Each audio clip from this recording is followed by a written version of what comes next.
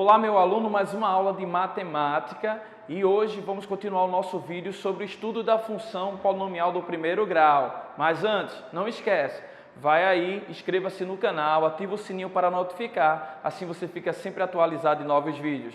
Está pronto? Vem comigo para a aula.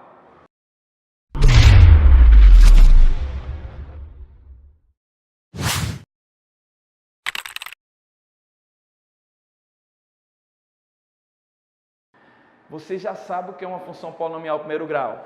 É uma função que tem um polinômio do primeiro grau, em que o a é qualquer número real, exceto o zero. Ele não pode ser zero, né? Senão zero é o termo do primeiro grau. Já o b pode ser qualquer número real, inclusive zero. Tudo bem? Bom, isso aqui então representa a minha função polinomial primeiro grau, que pode ser chamada de função afim, né? Como já está aqui escrito, função afim, tá? Ou apenas função do primeiro grau. Importante saber que o grau é do polinômio e não da função. Tudo bem? Função não tem grau. Bom, o que acontece? Sabemos que o b pode ser zero. E se o b for zero, como vai ficar a minha função? Se o b for zero, preste atenção, se o b for zero, o termo independente não vai aparecer. Vai ficar então apenas o quê? F de x igual a x.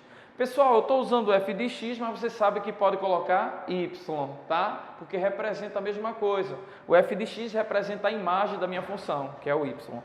Bom, olha para cá. Então a minha função ficaria nesse formato aqui. Se o b for zero, que ele pode ser zero, então minha função ficaria nesse formato. Essa função, nesse formato, ela tem um nome. O nome dessa função seria função linear.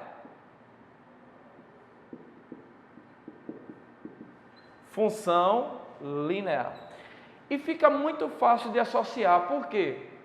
Sabemos que esse meu b aqui é o coeficiente o quê? Linear. Deixa eu puxar daqui, ó. Esse meu b aqui, ele é o coeficiente linear.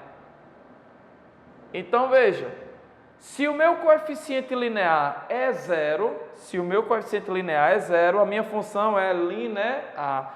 Ou seja, na função linear, o b vale zero. Tranquilo? Fica muito fácil, então, de você associar isso. Se o coeficiente linear é zero, a minha função é linear. Bom, e aí é o seguinte, o que pode acontecer também? Além da função aqui do b ser zero, pode acontecer também do a ser 1. Sim ou não? E quando o a é 1, ou seja, b é zero e o a é 1, a minha função ficaria f de x igual a x. Concorda comigo? Se o a for 1, coloque 1 no lugar de a. Fica aqui.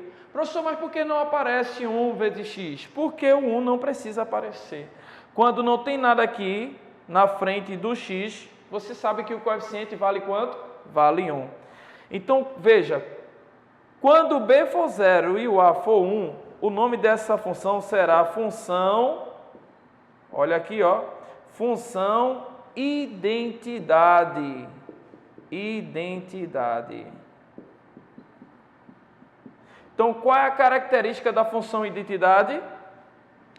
O a é 1 e o b é 0. Tudo bem?